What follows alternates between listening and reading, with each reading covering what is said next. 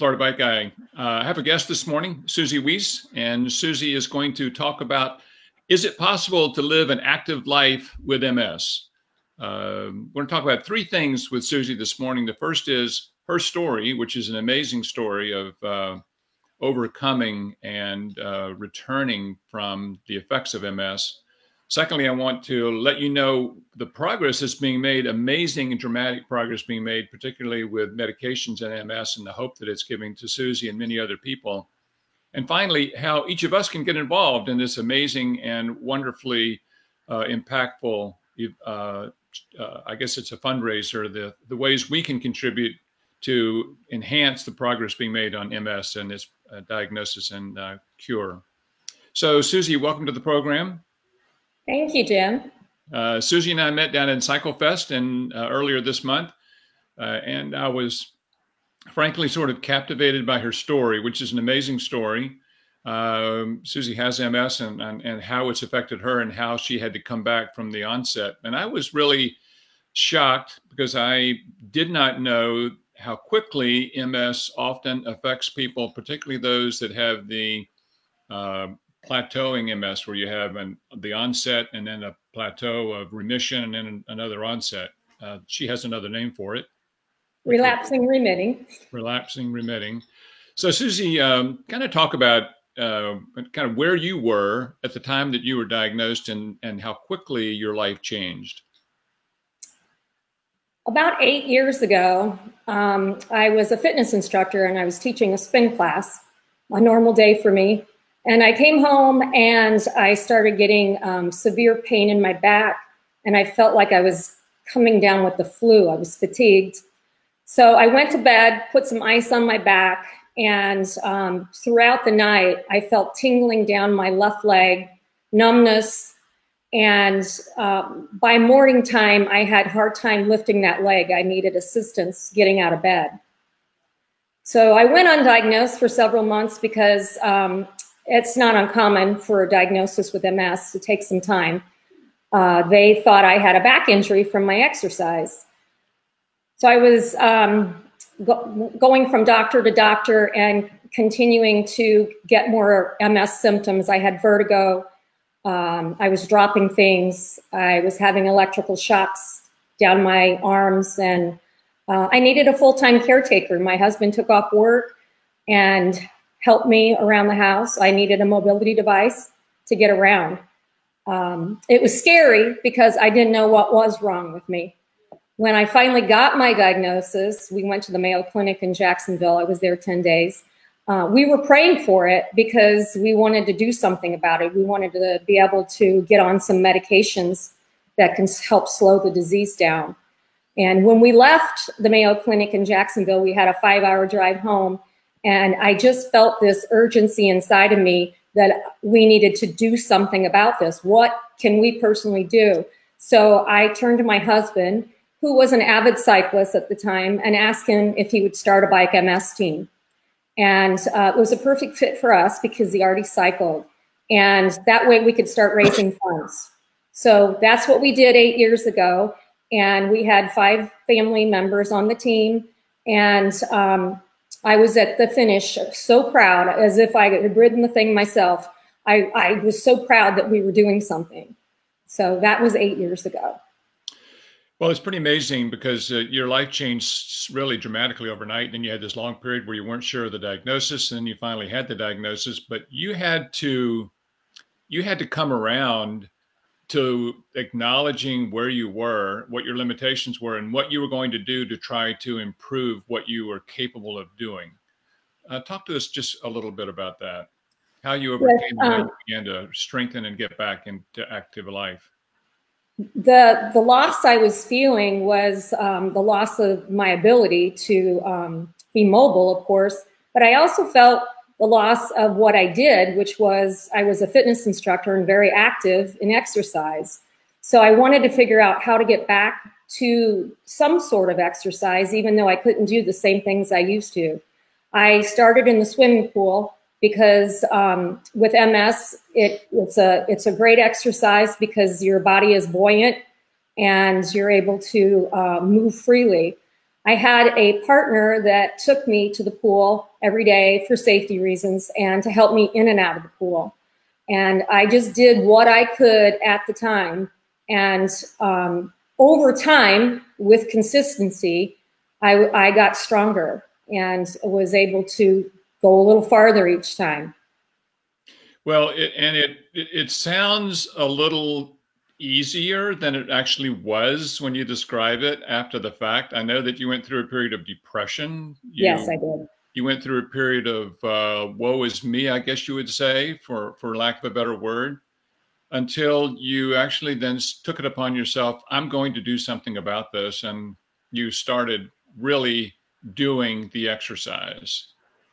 Yes, Jim. I believe that, you know, I was not only was my body paralyzed, my mind was too. I just couldn't think of anything else but what was happening to me.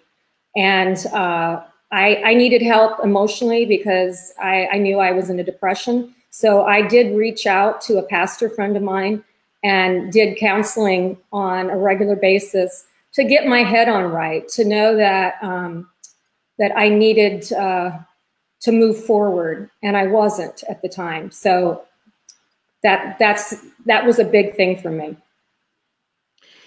Jennifer's joined us and is talking about how you did what you could at the time, and what a difference that makes with you. You know, the determination to do everything you can in that moment. You know, because you can't control what you're going to be like tomorrow, but you have hope that tomorrow is going to continue to get better.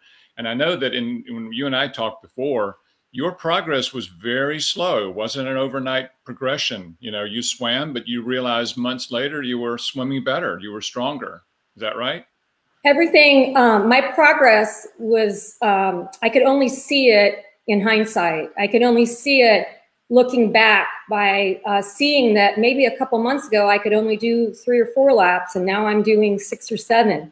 So the progress was slow, but it was encouraging to be able to see it looking back.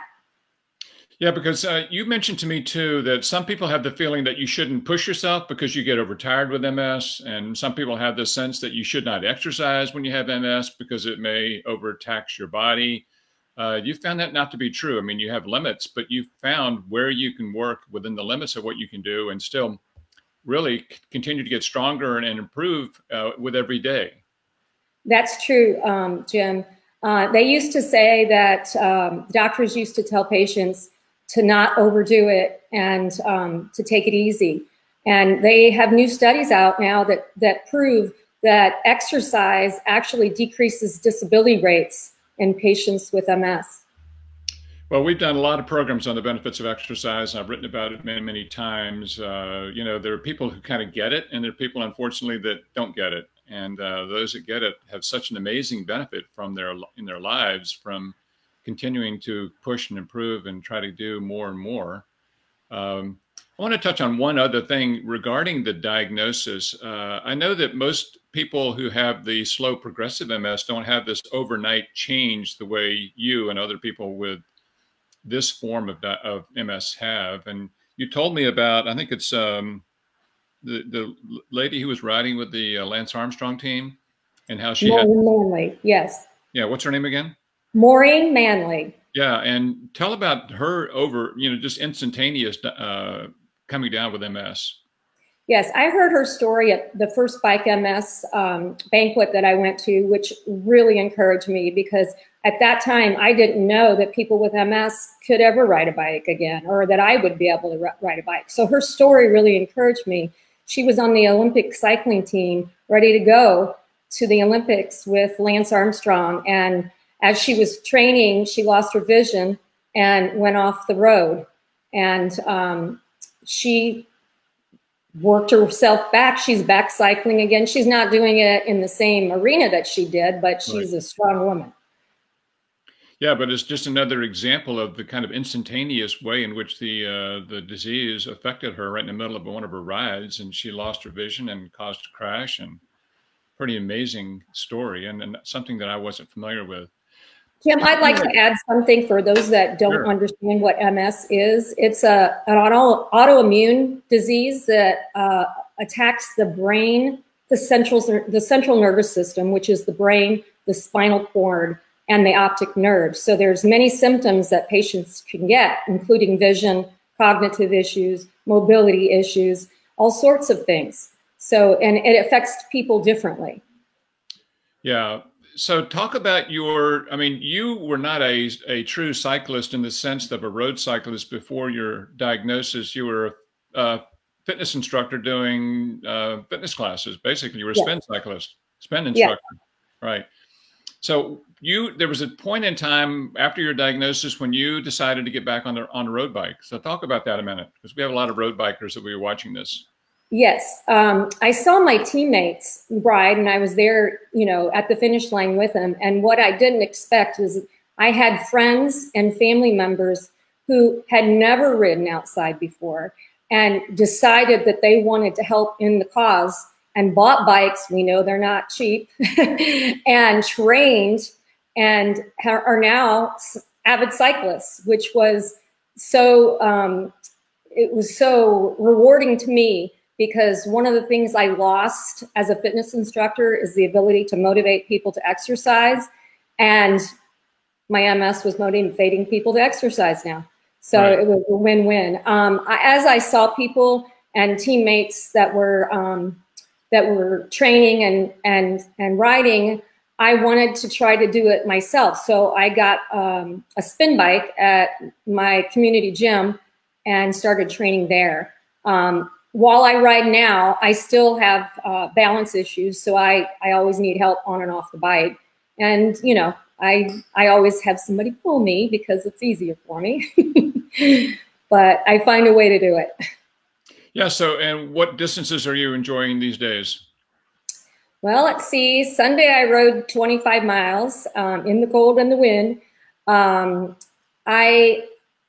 The farthest I've ridden is 50 miles. And that's what I do at Bike MS. I ride 50 on Saturday and I ride 50 on Sunday, 2 days in a row. And I do that in the way that I can. And I know that if I'm not able to do it, I won't. I listen to my body. I use a Camelback to help hydrate and also keep, you know, me from falling, trying to reach for the bottle. But it's filled with ice because heat is not good for MS patients, and the ice helps keep my body temperature cool. So when you began to road bike again and getting on a road bike, I think you described for me that your progress again was incremental. I mean, you didn't notice a dramatic overnight change. I think it's inspiring to people to know it's this slow progression because of your determination that you're going to get better and do the very best that you can.